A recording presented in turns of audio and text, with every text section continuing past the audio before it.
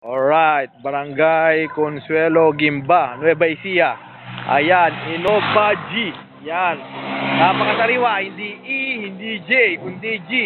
Innova G, top of the line, leather seat, all power, makinis, maganda. At syempre, pwede ng for sale, nakarehistro ba. Mangilan-ngilan lang yung may ganito. So, ayun, kung interested ka ba, PM na para mapasay na ang napakagandang Toyota Innova G. Ang ganda oh, ano pa yung hihilingin mo rito? Solid na solid, press na press, nakarehistro. So, ayun. Kung interesado ka, PM na. So, ayun. Test drive natin mamaya, makita natin kung gaano kaganda manakbo ang sasakyan na ito. Bye-bye! Tayo na lang dalawa, tayo na lang magsama.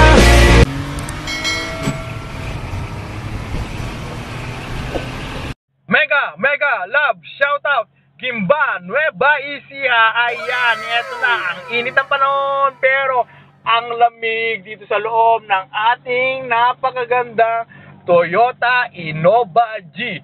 Registered all power pero manual kasi nga real man drive with real stick. Ayan, napakaganda. So ayun, sa mga interesado, ano pang hinihintay nyo, PM na para mapasahin nyo na ang napakaganda Toyota ang Innova G. Huwag magbabagal-bagal. Napakamura lang nito. Tayo na naman ang pinakamura sa market kaya napakasaya natin.